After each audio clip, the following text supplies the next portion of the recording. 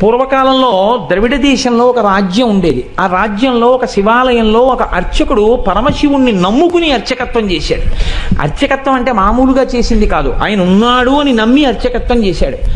బ్రహ్మాండమైనటువంటి కరువు వచ్చింది.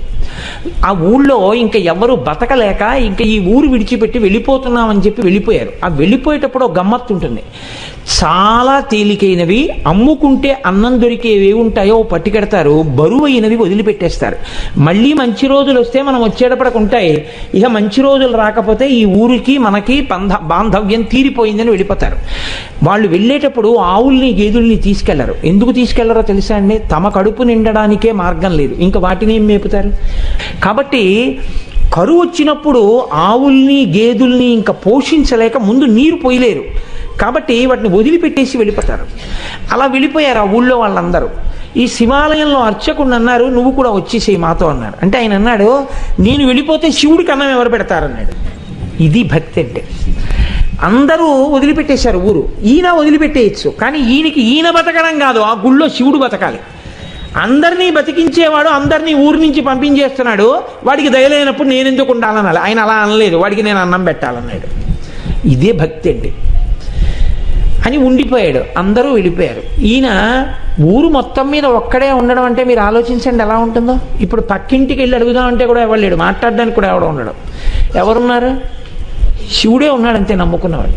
ఆయనకే చెప్తున్నాడు, అందరూ వెళ్ళిపోయారయ్యా, నేను ఒక్కడనే ఉన్నాను, నీకోసమే ఉన్నాను. నేను వెళ్ళిపోతే నీకు ఇంత ముద్దెట్టేవాడు లేడు, ఇంత ముద్దెడదామని ఉన్నాను. నాకు దొరికితే నీకు సగం పెడతాను, నాకు దొరకడం మానేసింది అనుకో, ఇద్దరం పస్తుందాం అని చెప్పాడు. శివుడి మనసు కదిలిపోయింది ఈ భక్తికి. ఇదండి భక్తి అంటే. నేను అందుకే తరచూ ఒక మాట చెప్తా, భక్తి అంటే మనసు విప్పి భగవంతునితో మాట్లాడుట. ఓ స్తోత్రాలు చదివేయడమును ఇలా ఇలా ఇలా ఇలా ఇలా యాక్షన్ 500లు భక్తి అనరు. మనసు విప్పి భగవంతుడితో ఉన్నదున్నట్టు నిలబడి నిజాయితీగా ఉండుట, దానికి భక్తి అని పేరు. నిరంతరానుసంధానము ఈశ్వరుడితో. అది తైలధార పాత్రలోంచి పాత్రలోకి పడ్డట్టు పడుతూనే ఉండాలి. కాబట్టి చూడండి, ఇప్పుడు కదిలింది ఈశ్వరుడి గుండె. ఆయన అన్నాడు, ఒరే నువ్వు అక్కడివి నా కోసం ఉండిపోయావు, ఫోన్లో పంచి నీకు చాలా డబ్బు వచ్చే మార్గం ఒకటి చెప్తాను. నేను ఒక శ్లోకం ఒకటి రాసిస్తాను. ఈ రాజ్యానికి ఉన్నటువంటి ప్రభువు చాలా సాహిత్యమునందు మక్కువ కలిగినటువంటి వాడు. కాబట్టి ఆయన నువ్వు పట్టుకెళ్ళి ఈ శ్లోకం చెప్తే చాలా సంతోషించి నీకు కానుకలు ఇస్తాడు. నువ్వు ఆ కానుకలు తెచ్చుకుని దానితో నువ్వు బతుకు, నాకు నైవేద్యం పెట్టు అన్నాడు. అంటే అలాగే అంగీకరించి ఆ గుడిలో ఉండేటటువంటి అర్చకుడు ప్రభువు దగ్గరికి వెళ్ళాడు. వెళ్ళి పరమశివుడు రాసి ఇచ్చినటువంటి పత్రాన్ని తీసి ఆ పద్యాన్ని చదివాడు. సింధుర రాజగమనాద్ధమ్మిల్ల బంధంబు సహజ సుగంధంబు. అందులో ఉంది, పార్వతీదేవి యొక్క కేశపాశము సహజమైనటువంటి సువాసనతో కూడి ఉంటుంది. సింధురరాజగమనాథమ్మిల్ల బంధంబు సహజ సుగంధము. సింధురరాజగమన అంటే ఏనుగు ఎలా నడుస్తుందో అటువంటి ఏనుగు యొక్క నడక వంటి అందమైన నడక కలిగినటువంటి పార్వతీదేవి యొక్క కేశపాశము సహజమైన సుగంధము కలిగినది. ఆ రాజు యొక్క ఆస్థానంలో ఆస్థానకది ఒక ఆయన ఉండేవాడు, నత్కీరుడు అని ఆయన పేరు. ఆ నత్కీరుడు అక్కడ కూర్చుని ఉండగా ఈయన వెళ్ళి ఆ పద్యం చదివాడు. చదివితే ప్రభువు సంతోషించబోయాడు. నత్కీరుడు లేచి అన్నాడు, తప్పిది చెప్పరాదు కవితా సమయంబున నొప్పు కాదు, నీవిప్పగిదిన్ రచయింపవచ్చునే అన విప్రుడు తెల్లబోయి, నాక పరమేశ్వరుండు ఈ వసుధాదిపుపై రచయించి ఇచ్చెగాని ఏ ఒప్పును తప్పునేనరుగా ఉత్తములారయటంచు క్రమరన్. కాళహస్తీశ్వర మహాత్యంలో ధూర్జటి ప్రణీతం ఇది. ఆయన అన్నాడు, అయ్యయ్యో తప్పిది చెప్పరాదు. ఇలా చెప్పచ్చా? తప్పు. ఎలా చెప్తున్నావు? కవితా సమయంబున నొప్పు కాదు. ఒక కవిత్వం చెప్తే దానికి ఒక నియమం ఉంటుంది. ఏది సహజంగా ఉంటుందో అది చెప్పాలి. అసహజమైన విషయం రాడు. వెంట్రుకలకి సువాసన ఉండడం ఏంట్రా? ఎలా రాసుకొచ్చావు? కవితా సమయంబున నొప్పు కాదు, నీవప్పగిదిన్ రచయింపవచ్చునే, నువ్వు ఇలా రచనలు చెయ్యొచ్చా అని అడిగాడు నత్కీరుడు లేచి. పాపం ఆయన శివాలయంలో అర్చకుడు, పాపం కవిత్వం రాదు. నత్కీరుడంతటి వాడు లేచి గద్దించేటప్పటికీ హడిలిపోయాడు. హడిలిపోయి నమస్కారం చేసి కాళ్ళ మీద పడిపోయి అన్నాడు, ఆ పరమేశ్వరుండు ఈ వసుధాదిపుపై రచించి ఇచ్చే కానీ ఏ ఒప్పును తప్పు నేనురుగా ఓ ఉత్తములారయటన్సు క్రమరన్. ఓ ఉత్తములారా, నేనేమీ రచించలేదు, నాకు తెలియదు. అన్నం లేదని ఏడుస్తుంటే ఉంటే నీకు పెడతా, లేకపోతే లేదయ్యా శివయ్యా అన్నాను. అంటే నాకు రాసి ఇచ్చాడు. నేను ఈ రాజు మీద రాశానయ్యా వెళ్ళన్నాడు. డబ్బు ఇస్తాడన్నాడు. వచ్చాను, చదివాను, నేను రాయలేదు. ఈ తప్పు నాకు తెలియదు, నన్ను మన్నించండి, క్షమించండి, నేను వెళ్ళిపోతున్నాను అన్నాడు. పో అన్నాడు. తిరిగి వచ్చేసాడు. ఎక్కడికి వచ్చాడు? వెళ్ళిపోలేదు. అందరూ వదిలిపెట్టేస్తే నమ్ముకుని గుళ్ళో ఉన్నాను, నాకు దొరికితే నీకు పెడతానన్నాను. ఫోన్లే, మర్యాద చేయకపోతే పీడాపోయేది. అవమానం చేయించాడు ఇలాంటి పద్యం రాసిచ్చి అని. ఇక గుడికి వెళ్ళడం మానలేదు, మళ్ళీ ఊరెళ్ళాడు. వెళ్ళి చాలా మనసులో కోపం.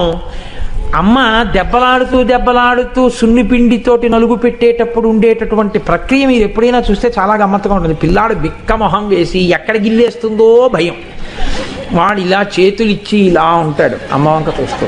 ఆవిడ మొన్న ఫస్ట్ యూనిట్ టెస్ట్లో 7 మార్కులు, రెండో యూనిట్ టెస్ట్లో 8 మార్కులు. అందులో గట్టిగా ఒత్తచ్చు కదా, ఒత్తేస్తూ చెయ్యి పట్టుకుని పైన కింద ఒత్తేస్తూ నిలబడవు అని, మీ నాన్నకి పట్టదు ఎప్పుడు ఉపన్యాసాలు అని ఇలా అంటుంటే తొడల దగ్గరికి వచ్చేటప్పటికి ఏ పిక్క తిప్పేస్తుందో అని వాడు అలాగే బిక్క చచ్చిపోయి ఉంటాడు. అలా ఈయన చేతిలో పాత్ర పట్టుకుని నమస్సోమాయ చ రుద్రాయ చ నమస్తామ్రాయ చ అరుణాయ చ నమశంగాయ చ పశుపతయే చ, గొప్ప పద్యం రాశావు అని పోస్తుంటే శివుడు బిక్క చచ్చిపోయి అలా ఉండి అభిషేకం చేయించుకుని, నువ్వు పెట్టకపోయినా నేను పెట్టాలిగా, ఇంత తిను. ఓం ప్రాణాయ స్వాహ, ఓం అపానాయ స్వాహ, ఓం యానాయ స్వాహ అంటుంటే ఆయన లేచి అన్నాడు, ఎందుకయ్యా అంత కోపం, ఏమైంది అక్కడ అన్నాడు. ఏమి తెలియని వాళ్ళే అడక్కు, సర్వజ్ఞుడివి, నీకు తెలియంది ఏం లేదు, ఎంత గొప్ప పద్యం రాశావు. మీ ఆవిడ వెంట్రుకలకి సహజ సువాసన. నక్కీరుడు నిలదీశాడు. ఏమిటి కవిత్వం అని అడిగాడు. కవితా సమయంబున నొప్పు కాదు, నువ్విప్పగిజిన్ రచయింపవచ్చునే అని అడిగాడు. సిగ్గుచేటై తిరిగి వచ్చానన్నాడు. అనేటప్పటికీ శివుడు అన్నాడు, వాడేవాడు ఈశాన సర్వ విద్యానాం ఈశ్వర సర్వభూతానాం బ్రహ్మాధిపతిర్బ్రహ్మ శివోమే అస్తు సదాశివోం. సమస్త విద్యలకు అధినాథుణ్ణి నేను ఇంతపాటి లేశమైన కవిత్వం ఇస్తే పలుకుతున్నాడు నత్తీరుడు. నేను రాసినటువంటి కవిత్వంలో తప్పు పట్టగలిగిన మొనగాడా నేనే పెడతానన్నాడు. ఒక బ్రాహ్మణుడి వేషం వేసుకున్నాడు, తలపాగా చుట్టుకున్నాడు, రాజుగారి సభలోకి వెళ్ళాడు. వెళ్ళేటప్పటికి అందరూ అబ్బో చాలా వర్చస్సుతో ఉన్నాడు. లేచి నిలబడ్డాడు. నిలబడేటప్పటికి ఇంకా ఎవరిని ఏమీ అడగలేదు, చాలా కోపంతో ఉన్నాడు. ఈ రాజుని మీదనే కవిత సాహిత్య స్ఫురన్మాధురి చారు ప్రౌఢిమ చెప్పి పంప విని మాత్సర్యంబు పాటించి ఈ నక్కీరుండూరక తప్పు పట్టెనట. ఏది లక్షణమో అలంకారమో పదబంధమో రసమో చక్కని చెప్పుడా తప్పనన్. శివుడు నిలదీశాడు. ఎరా, నేను ఈ రాజన్యుని మీదనే కవిత సాహిత్య స్ఫురన్మాధురి చెప్పి పంప అద్భుతమైనటువంటి పద్యం ఒకటి నేను రాసి పంపించాను. ఈ నక్కీరుండు మాత్సర్యంబు పాటించి ఊరక తప్పు పట్టానట. అవతలవాడు పద్యం రాయడం ఏమిటి, నేను మెచ్చుకోవడం ఏమిటని కేవలం అసూయతో నక్కీరుడు తప్పట్టుకున్నాడు పద్యంలో. ఏది పద్యంలో తప్పెక్కడుంది చెప్పమనండి. లక్షణమో, ఏం పద్యంలో లక్షణంలో తప్పుందా? అలంకారమో, అలంకారం తప్ప. పదబంధమో, పదములు బంధం వేయడం తప్పొచ్చిందా? రసమో, రసభంగం అయిందా? చక్కని చెప్పుడా తప్పనం, ఏది తప్పు చెప్పు అన్నాడు. రాజు తెల్లబోయి ఈ కూడా ఎప్పుడు ఎప్పుడు అయిపోయింది, ఇప్పుడు గమాలను ఈయనెవరో వచ్చాడు అని ఆయన వెళ్ళిపోయాడు కదా అర్చకుడు. ఈయనెవరో వచ్చాడు. ఓహో, కవిత్వం రాసిన వాడు ఈయనేమో. శివుడు అన్నాడే, మరి ఈయనేమిటి ఇలా ఉన్నాడు అనుకున్నాడు. ఈలోగా నక్కీరుడు గభాలను లేచాడు. తన పేరు కదా ఎత్తాడు, అందుకని నక్కీరుడు లేచాడు. అన్నాడు, అగజకునైనం తగు ఇలా మగువులకు తగదు మాను మాత్సర్యమింకన్ గగన ప్రసూనవాదము జగతిన్ ప్రత్యక్షమునకు సరియన తగునే. ఏమిటా నువ్వు మాట్లాడేది? కవిత్వం రాశావా? పద్యం రాసి పంపించావా? అగజకునైనం తగు, కొండకు పుట్టినటువంటి తల్లి కాబట్టి ఎత్తి పొడిచాడు. కొండల ఆవిడ పార్వతీదేవి కాబట్టి ఏమో ఆవిడ వెంట్రుకలకి సువాసన ఉందేమో. ఇలా మగువులకు తగదు, భూమి మీద ఏ ఆడదాని జుత్తు సువాసనతో ఉండదు. గగన ప్రసూనవాదము, ఆకాశంలో పువ్వు ఉందంటే ఎవడైనా నమ్ముతాడు? కనబడుతుందా ఎవరికైనా? ఎవడైనా అనుభవించింది ఉంటే చెప్పు, మేమెవరం చూడలేదు వాసన. నువ్వేదో రాసి పార్వతీదేవి కేశపాశం అంతా చాలా సహజ సుగంధంగా ఉంటుంది అంటే ఎలా ఒప్పుకుంటాం? ఇది ప్రత్యక్షమునకు సరియన తగునే, మా కంటితో చూసింది అని సత్యమని మేము అంగీకరిస్తామా? అంగీకరించాం. ఏమిటి తప్ప అని 10 మాటలు అడుగుతాయంటే అందుకని తప్పే అన్నాడు.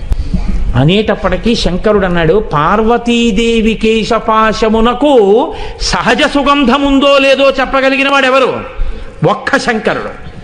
నేను చూస్తాను కాబట్టి ఆ కేశపాశం యొక్క వాసన, కాబట్టి నేనే రాసింది, నేను చూసిన వాడిని. నేను చూసి సహజ సుగంధం ఉందని చెప్పిన నువ్వు నమ్మవా? నేను శివుణ్ణి అని చెప్పడం కోసం ఒక్క నత్తీరుడికి కనపడేటట్టుగా నీలగ్రీవుండు నిటల నేత్రము చూపాను. నీలగ్రీవుడు నల్లని కంఠమున్నవాడు, హాలాహలాన్ని భక్షించినవాడు, అంత ఓర్పున్నవాడు, లోకములను రక్షించగలిగినవాడు. వీడికి నేను చెప్పింది నిజమే అని చెప్పాలని పరమశివుణ్ణి నేను అబద్ధం చెప్పవలసిన అవసరం లేదు. ఆమె నా భార్య. నేను నిరంతరం వాసన చూసిన కేశపాశం అది. నేను చెప్తున్నానని చెప్పడం కోసమని 3వ కన్ను చూపించాడు. చూపిస్తే అహంకారం అండి నక్కీరుడికి. తను నమ్మింది, తనకొచ్చిన 4 పద్యాలు గొప్ప అనుకున్నాడు. పరమశివుడంతటి వాడు 3వ కంటితో త్రయంబకుడై ఎదురుగుండా కనపడితే ఆయనే సుగంధిం పుష్టివర్ధనం ఉర్వారుకమివ బంధనాన్ మృత్యోర్ముక్షీయమామృతాత్ అంటాం. ఒక్కసారి మహాదేవుడి కాళ్ళ మీద పడితే ఏ స్థితిని పొంది ఉండేవాడో ఆయన అన్నాడు, తల చుట్టువార కన్నులు కలిగిన పద్యంబు తప్పు కాదనవశమే, వలదిచ్చట నీ మాయా విలసనములు పనికిరావు విడువమటన్నాను. 3వ కన్ను కాదు, నీ తల చుట్టూ కళ్ళు చూపించినా నువ్వు చెప్పిన పద్యం తప్పే. అహంకారం చూడండి ఎలా ఉంటుందో. అన్ని విద్యలకు ఆలవాలమైనటువంటి శంకరుడే వచ్చి చెప్తే ఎందుకు వచ్చిందిరా? మహానుభావుడు చెప్తున్నాడు, ఏమో నా తల్లి కేశపాశమునకు సుగంధం ఉండి ఉండవచ్చు. ఆ అనుభవము, నేను అలా అమ్మ కేశపాశ దర్శనం చేయగలిగిన భాగ్యాన్ని శంకరా నాకు కూడా కృప చెయ్యని పాదాల మీద పడాలి. తన విద్యతో వాదన చేస్తున్నాను అనుకున్నాడు. నీ తల చుట్టూ కళ్ళు చూపించినా నీ పద్యం తప్పే అన్నాడు. వెంటనే శంకరుడు అన్నాడు, నీవు కుష్ఠవ్యాధి చేత భయంకరముగా పీడింపబడదువుగాక. ఉత్తర క్షణంలో ఒళ్ళంతా వివరణమై కుష్ఠవ్యాధి బయలుదేరింది. ఇప్పుడు పరమశివుడి కాళ్ళ మీద పడ్డాడు. అయ్యయ్యో తండ్రి, వచ్చిన 4 ముక్కలకి కన్ను మిన్ను కానక అహంకారంతో ప్రవర్తించాను. ఖచ్చితంగా జగదంబ యొక్క కేశపాశము సుగంధభరితమే అయి ఉంటుంది.